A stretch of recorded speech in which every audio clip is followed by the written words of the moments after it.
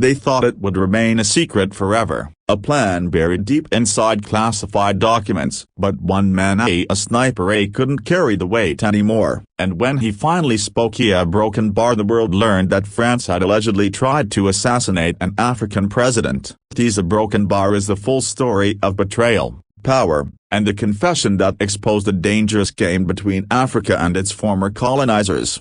The confession. Visual. A dimly lit interrogation room. Papers on the table. A man in shadows speaking in a deep voice. It started with a confession. In 2024, an anonymous sniper, a former French mercenary, came forward in a secretly recorded interview. He claimed he had been part of classified military mission one that aimed to eliminate a sitting African president. When the journalist asked him why, his answer was chilling. Sniper. Voice distorted. He refused to obey. Paris wanted him gone. We were sent to make it look like a rebel attack. Sent shockwaves through intelligence circles across Africa and Europe.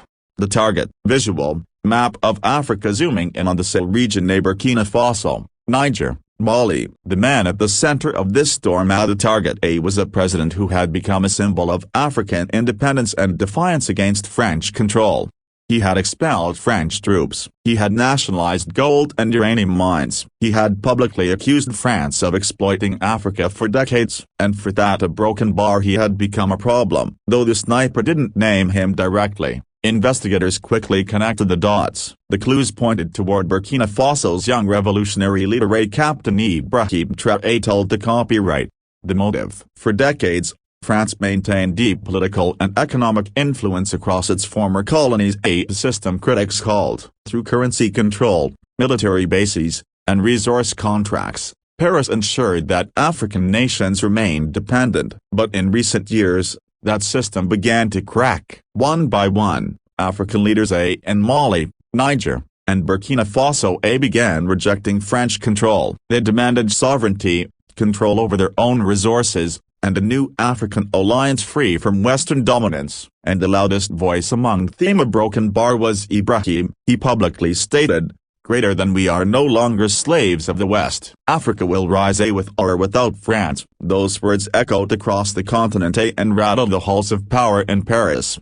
The operation. Visual. Satellite images, soldiers boarding planes, code words flashing on screen. According to the sniper's confession, the operation was carefully planned months in advance. The mission's code name was allegedly Operation Silhouette. It involved 3 French contractors, 2 local informants, and 1 high-value target, the president himself. The sniper described being flown to a neighboring country under diplomatic cover, then crossing the border into Burkina Faso disguised as a private security team.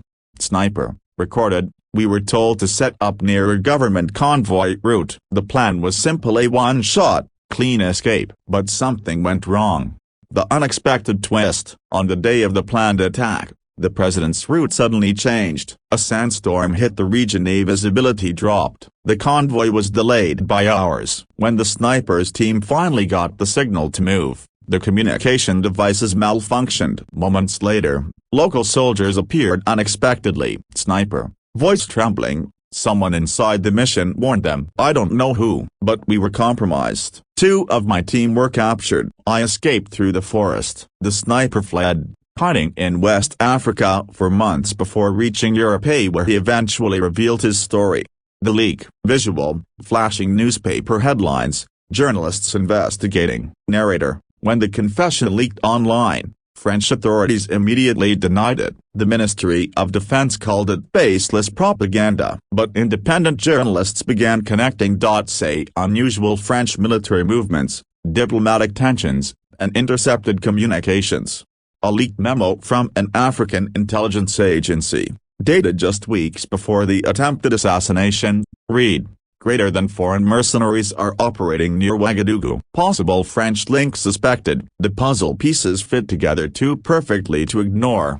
African reaction. Visual. Crowds protesting with banners saying "Down with colonialism in Africa for Africans." Across Africa, the confession ignited anger. Thousands took to the streets in Mali, Niger, and Burkina Faso, waving national flags and chanting against France. Protester, shouting, "They tried to kill our leader because he spoke the truth." France must leave Africa forever. For many Africans, the confession didn't just expose an assassination plot, it symbolized the centuries-old struggle between freedom and control. France responds. Visual, French officials holding a press conference. In Paris, the government moved quickly to control the narrative. A spokesperson for the French Foreign Ministry stated, "Greater than France categorically rejects these absurd claims. No such operation ever existed." But behind closed doors, European diplomats reportedly admitted that France's influence in Africa was crumbling faster than expected. French media outlets, usually silent on African matters, began asking hard questions. Greater than who ordered the mission? Was it rogue agents, or something more official?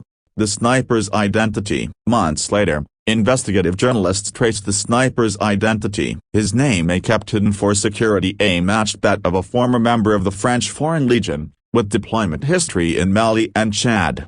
He had served in multiple covert operations and had ties to a private military contractor known for African missions. When confronted by reporters, he said only one thing: "Sniper." Calm voice: "I did what I was ordered to do, but I couldn't live with it anymore." The president speaks. Visual, Ibrahim giving a speech at a public rally. Meanwhile, in Ouagadougou, President Ibrahim finally broke his silence. He didn't confirm or deny the assassination attempt, but his words were powerful. Speech excerpt: "Even if they come for us in the night, Africa will not kneel again. We are ready to die for our independence." The crowd erupted in cheers. It was clear the attempted assassination, if true, had only made him stronger. The global reaction. As the story spread, global powers began to take sides. Russia, which had recently increased its support to African nations through the alliance of SIL states, condemned France's alleged actions and called for a UN investigation. The African Union remained cautious but demanded clarity and transparency from Paris. Meanwhile, Western media mostly avoided the story, fueling even more suspicion among African citizens. Social media post, on screen, greater than they tried to hide it, but Africa's watching.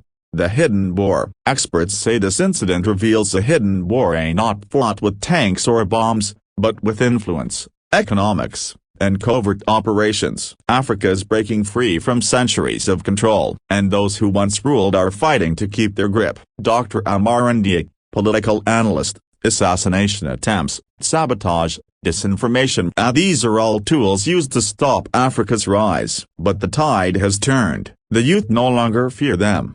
The sniper's last message. Visual, audio recording waveform moving as the sniper speaks. In his final recorded message before disappearing, the sniper said, "Sniper, calmly, I was told we were protecting Western interests, but now I see a broken bar. We were killing Africa's future. I want people to know the truth." After that, he vanished. Some say he fled to South America. Others claim he was silenced. No one knows for sure. Aftermath. Today, the relationships between France and its former colonies stands on the edge. Embassies have been closed. Military bases evacuated. African nations are building new alliances with Russia, China, and each other. And the confession of one man, a sniper burdened by guilt, became the spark that exposed decades of manipulation.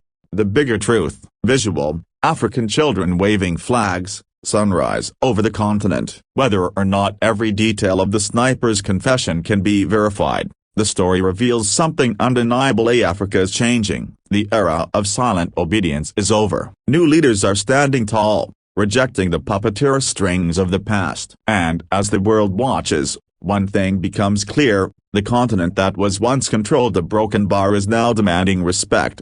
Ending word. History will remember those who tried to silence the broken bar and those who had the courage to speak it. One confession, one man's guilt, became a symbol of a much bigger awakening. Because in the broken bar you can assassinate a man, but you can never kill an idea.